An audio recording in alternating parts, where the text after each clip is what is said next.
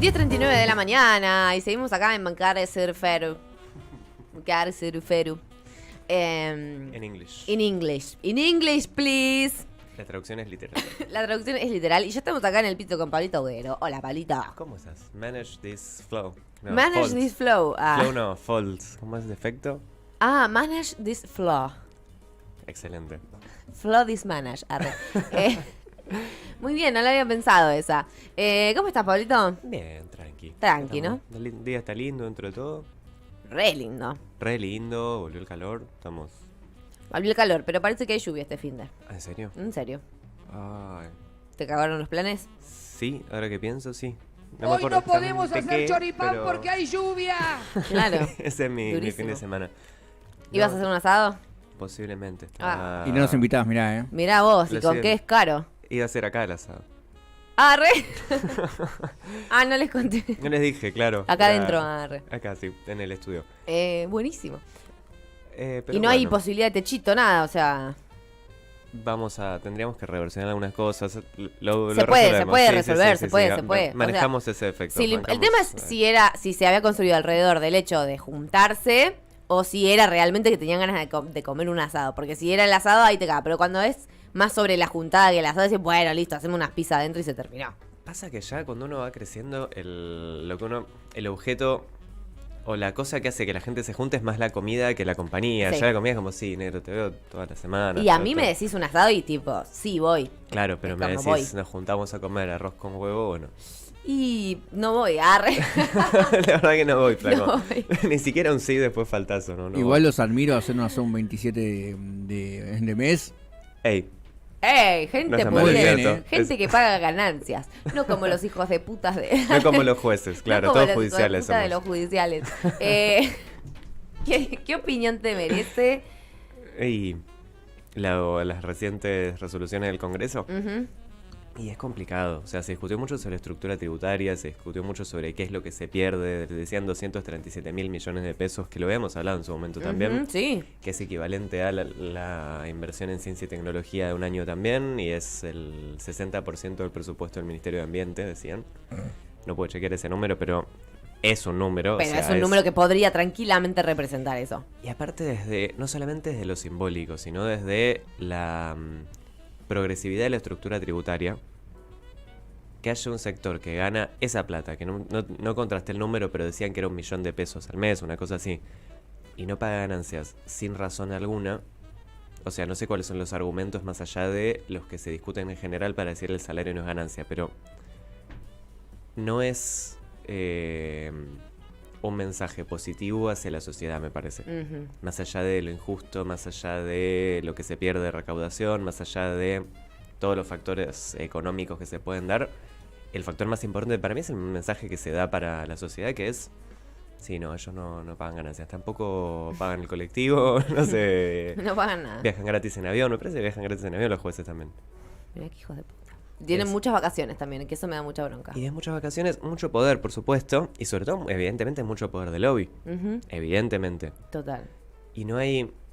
A ver, ahora estamos discutiendo justo antes las auditorías al potenciar trabajo, ¿no? Y los requerimientos que se le pide a la gente para anotarse al programa de ingresos Tremendo. Vos alimentarios. estás cobrando una cosita que son 5 mangos y, mamita querida, las explicaciones que tenés que dar. Claro, no puedes trabajar remoto. Las auditorías son presenciales. Tenemos ahí casos de gente que está en el Chaco, por ejemplo, que trabaja remoto porque es diseñadora, que es un laburo totalmente factible.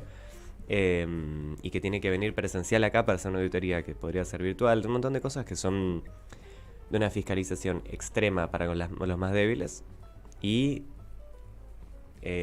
permisos y siga y la CFE para los poderosos. Es un problema por lo menos de incentivos y de mensaje que se le da a la sociedad un poco complicado, y sobre todo porque no es una disposición del gobierno solamente. No es que decís, no, el gobierno del Frente de Todos o el gobierno de Alberto Fernández no logró, no quiere que los jueces pagan ganancias. Se votó en el Congreso.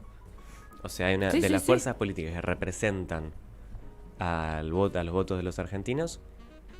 no están representando a ningún argentino, porque me parece que socialmente podemos o sea, dar por fe de que a nadie le dio gracia esta situación y a nadie le parece bien. Imagino que no. No sé si es el tema que más está en agenda. O sea, el otro día se discutía mucho sobre eso, si el impuesto a las ganancias, si... ¿Qué otra cosa era? ¿Qué otra medida era la que estaba...? No me acuerdo, pero dos así agendas medio de minoría o medio que son casi estructuralmente parlamentaria, pero que si a esto no es lo que le importa a la gente. Yo no sé si están así, o sea... No creo. Porque aparte si uno... Y no sé si más que allá de lo que le importa, sí le afecta.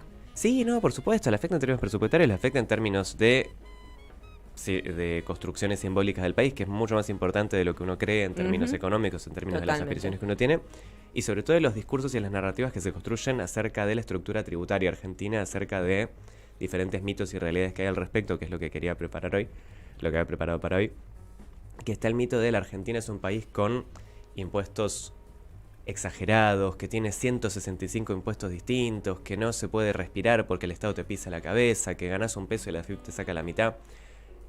Todos esos relatos, primero que todos los países del mundo dicen lo mismo, o sea, no hay ninguna oposición en el mundo, y esto literalmente si uno busca los diarios de Gran Bretaña, Estados Unidos, Malasia, Alemania o Perú, todos dicen, no, los impuestos acá están muy altos. Entonces, sí, bueno, tal vez el discurso de que la presión impositiva es muy alta sea más una apelación sentimental o emocional que una realidad. Sí, una construcción de un sentido común más que una realidad. Exactamente, que podría ser una realidad, y por eso lo importante es ver los números y comparar. Y los números de la Argentina hay números construidos para fomentar ese mito. Es decir, la Argentina tiene 165 impuestos, que es lo que se salió a decir desde un informe de un ex funcionario del ministro de Hacienda de Cambiemos. Y tiene la carga tributaria más alta de América Latina, de las más altas del mundo. Y no es tan así, tampoco es que tiene una carga tributaria baja, pero los números son los siguientes. De esos 165 impuestos que enumera el informe que se hizo muy conocido estos últimos tiempos, el porcentaje de impuestos que efectivamente son considerados como tales y no son tasas municipales, pequeñas cargas o amortizaciones puntuales que se anulan entre sí, es el 36%. O sea, deben ser relativamente 40 más o menos de los que son así estructurales. Y de esos, 40 son nacionales, 26 provinciales y 98 son impuestos municipales. O sea, si uno va con el discurso, en la Argentina existen 165 impuestos, pero si vives en la ciudad de Buenos Aires, el impuesto automotor de Venado Tuerto no te afecta. Exactamente. Totalmente. Dentro de eso se está contando todos los impuestos locales o municipales. Claro, que te afectan según el lugar en donde vos vivís. Exactamente, y se anulan, digamos, tampoco son los que más representan una carga tributaria, pero sí es importante eso, cómo se traduce en presión fiscal. La presión fiscal es cuál es el porcentaje impositivo del producto terminado, cuál es el porcentaje, se puede traducir de distintas maneras, pero se habla de un 30%, de los cuales el 25% es nacional y el 5% provincial, que dice... y de esos que hay 12 impuestos principales que afectan el 91% de la recaudación, que explican el 91% de la recaudación. Importante para tener en cuenta, después veremos cuáles son y cuánto se recauda, explica cuál es la estructura en términos de progresividad o regresividad de la estructura tributaria. Progresiva significa que pagan más lo que más tienen, regresiva que pagan más lo que menos tienen. Spoiler alert, en Argentina pagan mucho más lo que menos tienen que lo que más tienen. Claro, total. Pero también es en qué orden estamos en términos de ese 30% de presión fiscal en relación a los otros países del mundo, porque decís, Argentina tiene 30%, pero Brasil tiene 5%, no. Estamos atrás de, obviamente, Cuba, pero también Brasil, Uruguay, y compitiendo relativamente con Chile en América Latina en términos de ranking de países. O sea, en principio, Brasil, que se habla del gobierno de Bolsonaro como el gobierno de la libertad, tiene presión fiscal más alta que la Argentina. Uruguay, que es uno de los países de mejor desempeño en términos económicos, también. Y para enumerar por lo menos algunos países que tienen presiones tributarias más altas, con el 46,6% está Dinamarca, 44,9% Francia, 42,8% Suecia, 42,7% Bélgica. Primer mundo, amigos. No son economías que uno dijera, che, no me quiero parecer a ellos. Y es interesante pensar quiénes cobran menos también. O sea, cuáles son los países que tienen una presión tributaria más baja que la Argentina y en qué porcentaje es. Porque, por ejemplo, Suiza tiene el 28, Australia el 27, Estados Unidos el 27, Corea del Sur el 26, Irlanda el 22. Irlanda, Corea del Sur, Estados Unidos, Australia, que son los países que generalmente son discursivamente asignados como los países más liberales, los países con mayor libertad, los países que el Estado molesta menos a la producción, tienen entre un 3 y 4% menos de presión tributaria que la Argentina. O sea, si la diferencia entre un país comunista, autoritario y totalitario, como dicen que es el nuestro, y el paraíso de la libertad, 3%. es un 3%, tal vez no estamos discutiendo seriamente la situación. Totalmente. Sí hay diferentes... O sea, sería deshonesto de mi parte no relacionar la presión tributaria con lo que el Estado gasta y con las contraprestaciones que tienen los Claro, contribuyentes porque sobre es eso. una de las principales fuentes de financiación del Estado, de otras cuestiones que después nos benefician a todos. Exactamente. Y eso depende del funcionamiento y la operatividad del Estado también. O sea, no es lo mismo las contraprestaciones que tiene un contribuyente sueco que las contraprestaciones que tiene un contribuyente argentino en términos de funcionamiento del Estado. Y eso es también un factor. En términos de, bueno, está bien, tenemos casi 50% de presión fiscal. Pero el Estado es un relojito, funciona espectacular. Tenemos universidad, salud... Educación. Bueno, dijiste universidad. Sí, educación, digamos, todo un Estado funcionando de manera que el contribuyente lo valore como algo positivo, que es también una cuestión relativamente subjetiva. Es una situación, y si en un Estado que funciona más o menos, después uno dice, che, estoy pagando impuestos para, digamos, la cuestión subjetiva de cómo se valora tiene mucho que ver, y también la cuestión objetiva de con qué eficiencia se maneja ese Estado y qué efectividad tienen las políticas públicas y qué efectividad tiene el aumento de la presión fiscal. Lo cierto es que hay una deuda en la Argentina de relacionar el aumento del gasto público, que está alrededor del 40%, que no es mucho más lejano del resto de los países desarrollados del mundo, digamos, tampoco. Sí hay una diferencia más grande, creo que Estados Unidos tenía el 27 también, digamos, hay una diferencia más grande en términos también de que el Producto Bruto estadounidense es mucho más alto, de los países desarrollados son mucho más altos que los nuestros, Claro. que el nuestro, pero hay una deuda que implica que el aumento del gasto público se traduzca en mayor bienestar. Eso efectivamente hay un informe muy bueno de la Fundación Fundar, que estaba, no sé si era el cura Sarazaga con Andrés Quipán, y había un par que se hizo muy conocido sobre, bueno, cuál es la eficiencia de las políticas sociales. También una nota muy interesante de Remeslenikov en Panamá, que habla de eso, que dice que en los últimos 20 años la presión fiscal o el gasto público aumentaron en paralelo porcentajes muy significativos, y que hay controversias sobre si eso tuvo su correlato en un bienestar Claro. mayor. Uno puede discutir con eso, bueno, sí y no. O sea, por un lado vos tenés un Estado que en los últimos años creció en soberanía con respecto a los años 90 sin duda, YPF, Aerolíneas Argentinas, las FJP, digamos, un montón de cuestiones, totalmente. la educación, las universidades nacionales, un montón de cosas que son positivas. Si uno mira el desempeño social de la Argentina los últimos 20 años, no es bueno. Hay factores que lo explican, que no son solamente el gasto público, pero sí no está mal pararse desde el lugar de, bueno, si el Estado está en deuda con la gente en términos de, con esto no alcanza, necesitamos mejores resultados. Parándose desde un lugar de, bueno, tenemos que hacer el Estado sea más eficiente. Y eso efectivamente es así.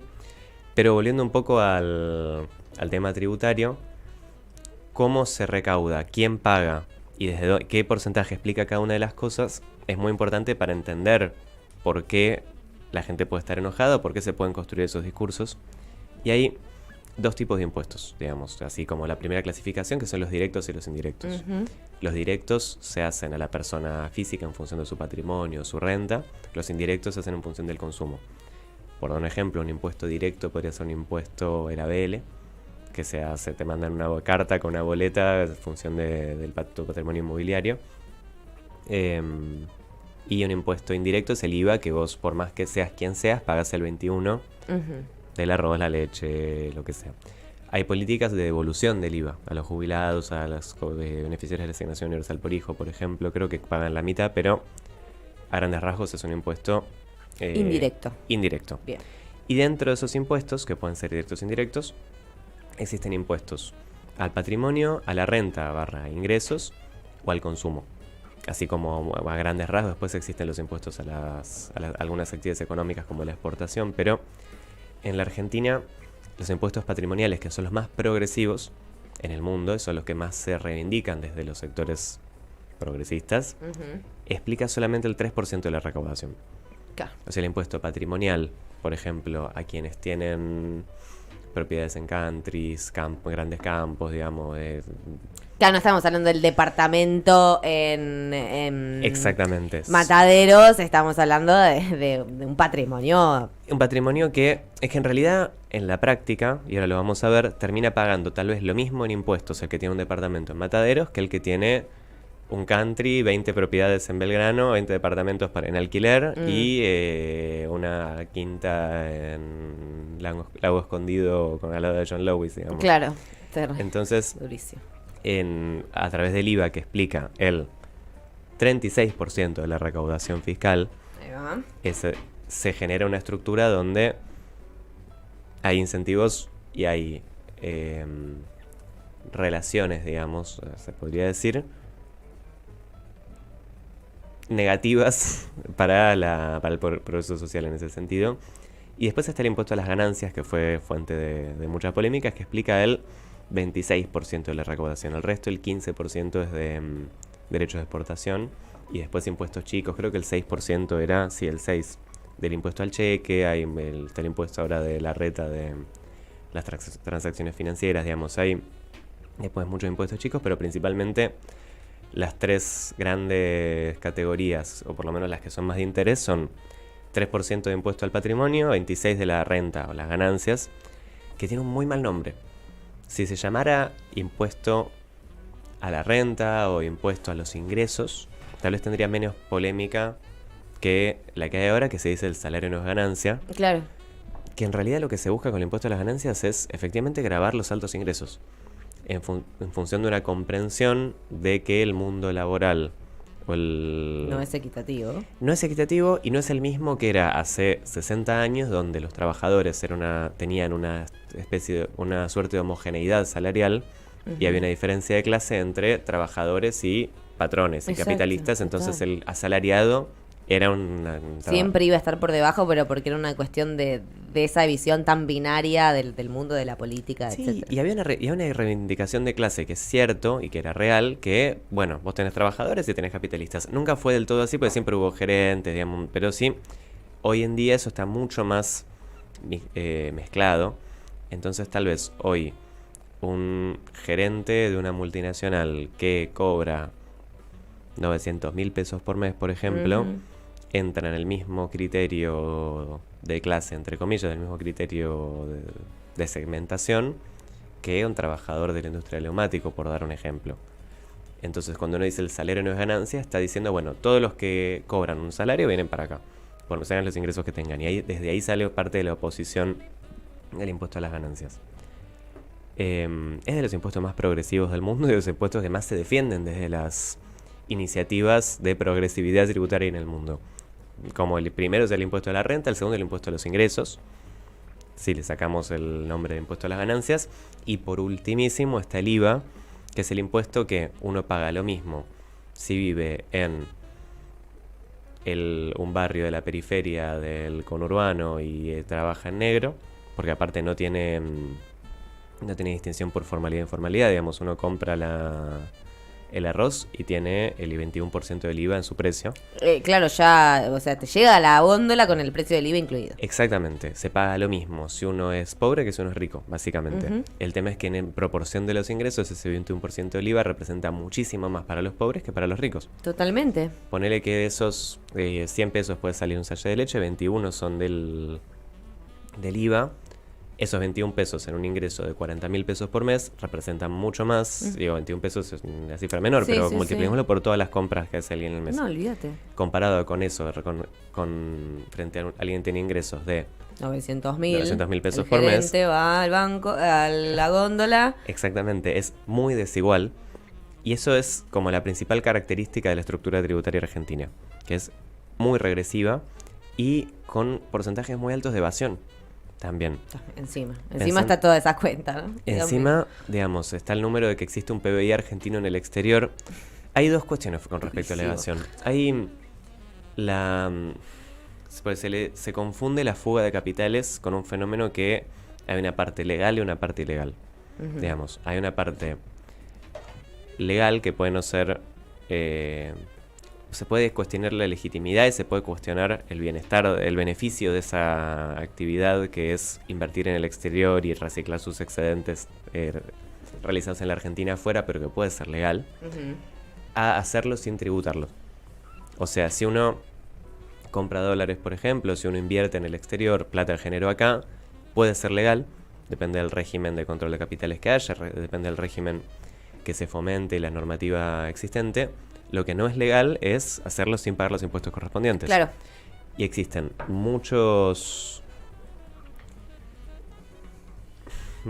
prácticas de evasión a la cual accede los sectores de altos ingresos que los sectores de menores ingresos no. Entonces también eso es un factor a tener en cuenta.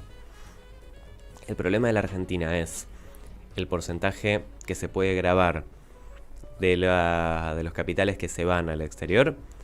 En parte sí, pero el principal problema es que los capitales se vayan al exterior. O sea, la Argentina se arregla si existe un régimen de inversión o existen incentivos hacia la inversión local, digamos. Si uno dice, che, yo puedo invertir en la Argentina y me sirve invertir en la Argentina y no tengo incentivos para hacerlo afuera. Eso es fácil de decirlo, recontra complejo de Claro, hacerlo. de ejecutarlo. Digamos, el problema, yo ahí discuto mucho las posturas también del progresismo, del campo nacional y popular, que la solución tal vez no pasa por más control, más fiscalización, como herramientas de imposición a ese tipo de movimientos, sino de generar mecanismos e incentivos para que esos movimientos no ocurran. Digamos, tal vez es una diferencia, no digo que no haya que hacerlo, ¿no? Pero es una diferencia que puede ser grande sin que sea fácil. Pero sí que la evasión es un componente muy importante de la estructura tributaria argentina y tampoco es posible pensarla sin tener eso en cuenta. ¿Qué es lo que pasa con eso? ¿O cómo enfrentamos esa situación? Hoy justamente es el aniversario de la muerte de Néstor Kirchner, expresidente que logró darle cauce a una de las épocas de mejor desempeño, de mayor bienestar de la economía argentina, precisamente estableciendo o fomentando, no sé si incentivos, pero sí una lógica de acumulación con mucha inversión local, con mucha reactivación económica local y sobre todo con mucha vocación de crecimiento y distribución de ese crecimiento. Digamos, era no para hacer una evocación así absoluta, pero sí para valorar y entender el contexto en el que se dieron esos años de crecimiento, que fueron, creo que los mejores de los últimos, no sé si 40 años de historia económica argentina,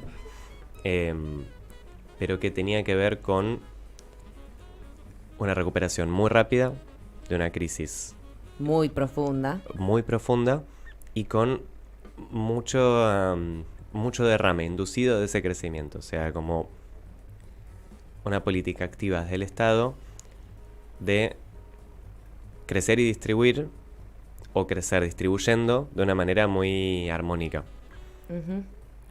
Hay muchos documentos interesantes sobre cómo en ese momento existían ciertos consensos, o al menos previo a la crisis de 2008, sobre el rumbo de la Argentina. Y no sé si, nosotros éramos chicos en esa época, sí, era cómo era el clima en esos momentos, pero que se había establecido un rumbo y se había establecido ciertos acuerdos sobre comportamientos necesarios de los actores o de los agentes para no salirse de ese rumbo. No sé si me explico. Sí. Había un consenso político, económico que estaba dado. Por lo menos eso, tenemos que salir del infierno, tenemos que crecer de esta manera, tenemos que aumentar los puestos de trabajo, recuperar la industria, recuperar la actividad, y sin bienestar, o sea, sin ciertos pisos de bienestar, creo que era parte de las cosas de ese consenso. no se puede sobrevivir. Y cosas como la que pasaron ayer, de no grabar o no no suspender la exención de ganancias de los sectores más concentrados y con mayores privilegios de la Argentina, van en contra de ese tipo de consensos, porque lo que necesitamos es volver a encontrarlos.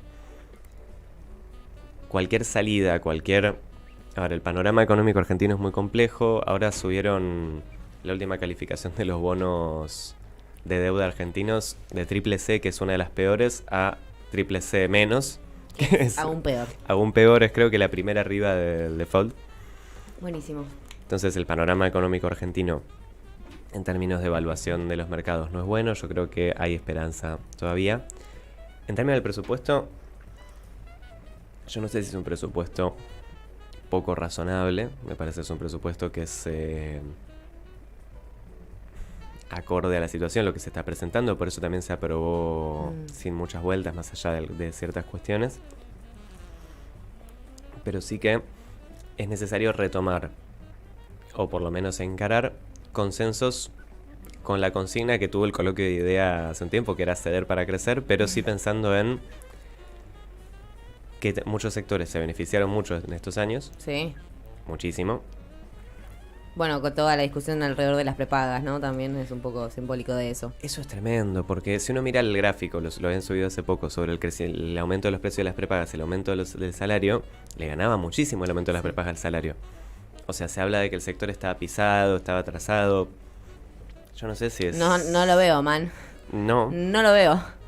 Y sobre todo porque estamos muy cerca del borde. O sea, si se empieza a espiralizar la puja distributiva en ese sentido, o por lo menos no se reconoce que, o no se tolera si en un aumento de precios, un aumento del salario real, que es lo que están tratando de avanzar todas las paritarias. O sea, todas las paritarias están tratando de recuperar poder adquisitivo, que es lo que les corresponde a los sindicatos hacer. Sí, por supuesto. Y yo creo que es correcto y que es incluso Sí, bueno sí. para la economía en su conjunto, que es muy bueno, sin dudarlo, digamos, que es muy bueno para la economía en su conjunto que el poder adquisitivo suba. Sí, sea competitivo con la inflación y los aumentos y todo. Exactamente. Si lo que se genera a partir de eso es una espiral inflacionaria de, bueno, sube el 110% de aumento de camioneros, listo. 120 110. de la prepaga, 130 de... No va por ahí. Es muy nocivo para todo, o sea, no es... Sí. Y ese sálvense quien pueda es muy tóxico para el funcionamiento de la economía en general. Eso implica, por un lado, seriedad en los agentes económicos y, por el otro lado, consistencia en las regulaciones que proponga el Estado también.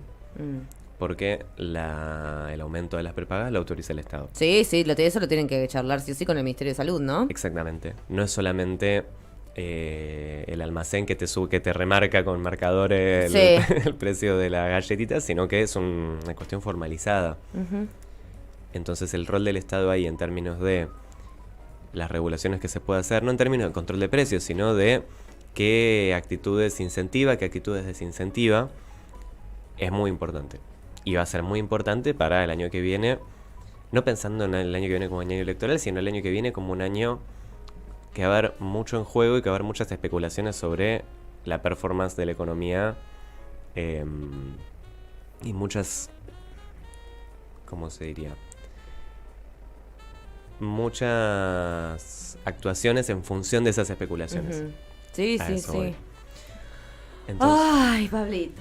Siempre terminamos así, ¿eh? Nunca en este país no se puede hacer una columna de economía. Los jueves grises. ¡Qué mal! ¡Qué mal! No, pero bueno, es información que hay que tener. O sea, son cosas que son difíciles de entender, son cosas que influyen muchísimo en la política. Y de repente pasa esto, se discute el presupuesto, pasa lo de las prepagas, esto del impuesto a la ganancia. Y tienen un peso simbólico la economía también. Sin duda. Y afecta el humor social completa y totalmente. Sin duda. Así que aunque sean noticias Hay que... complejas, porque no sé si bueno, malo, blanco, negro, ¿no? Complejo. Lo importante es que haya números al respecto serios y que uno pueda decir, si bueno, esto que está diciendo tal diputado, que dice que no se puede tolerar la carga impositiva, que es la más alta del mundo, no se refleja ni en los números ni en las comparaciones con otros países. O, por ejemplo, decir, bueno, porque el gasto público está desbocado. Y ahí generas una sensación de que el Estado es un monstruo que gasta sin control y que no tiene... que no es así. Y la noción de qué significa eso para tu cotidianidad o tu bienestar, esto, ¿no? Lo que Exactamente. hablábamos. Y generas un humor social de mierda que no es bueno para nadie y que esos discursos terminan alimentando las peores las peores actividades, las peores actitudes frente a todo. Que, a ver, la Argentina no es... El Estado argentino no es un monstruo que le saca... Que si te No, ganas claro. 2 pesos con una pyme... Sí, dámelo. Dame 1,5 pesos, digamos, dame el 90% de lo que ganes y lo vaya a gastar en un monumento al... no sé... Sí, al lobo marino... más viejo de Mar del Plata. Claro, no. No es así. Si el Estado argentino podría funcionar mejor, seguro, Obvio, segurísimo. bueno, obvio. Y una cosa importante que va a ser polémico también, pero yo creo que la economía argentina hoy necesita tal vez más moderación del Estado en términos del gasto, en términos de las señales, en términos de los incentivos que genera, que gasto. O sea, hoy la economía argentina en términos de actividad está bien. Tasas de actividad, crecimiento y demás, no tiene malos números. Si lo que tiene es una inflación recontra problemática, que lo que puede hacer el Estado con eso es extremar su moderación, y en ese sentido tal vez es más beneficioso para los trabajadores argentinos que el Estado presente un presupuesto escueto. Lo digo también sabiendo lo que significa y entendiendo que es antipático, pero tal vez es más beneficioso que el Estado presente un presupuesto escueto y que dé señales acerca de que va a moderar las cosas que tiene, o moderar los factores que están en su poder, que afectan a la inflación, que es lo primero que se necesita. O sea, el principal actor que tiene que actuar ahí es el Estado. Que diga, bueno, vamos a inyectar, digo, hoy Sí, claro. un Estado presente es más eficiente tratando de controlar la inflación, que es el principal problema macro, más allá de las reservas, un montón de cuestiones, ¿no? Pero uno de los principales problemas, que saliendo a hacer una política fiscal recontra expansiva. Claro. A eso me refiero, y eso incluso puede ser más beneficioso para los ingresos y para el nivel de ingresos en general que una política fiscal recontra De expansiva. poner plata en la calle. Claro, una política monetaria expansiva. Claro. Entonces, yo no sé si estoy en desacuerdo con ese tipo de postulados o ese tipo de planificación. Sí creo que eso tiene que tener prioridades. Así como se habla de crecimiento focalizado, se tiene que hablar de la focalización de los recortes, digamos. Y si esos recortes se generan en los sectores populares, digamos, en la salud, la educación y el trabajo, y no se puede conseguir que los jueces paguen ganancias, es al revés. Es muy desigual ese recorte. Exactamente. Totalmente. No es tanto la medida, sino en dónde la estás poniendo. Exactamente. Buenísimo. Pablito Audero, como siempre, un placer hablando de economía. El jueves que viene también te vamos a tener por aquí. Ah, bueno, igual. Bueno, nada, después lo charlamos, no importa, Veremos. no lo voy a hablar Acá en el aire. todo es Ustedes, impredecible. manga de chismosos, ¿eh? ¿Qué les importa? ¿Qué les importa? Me bajan el volumen. Pablito, un placer. Un placer como siempre. Esto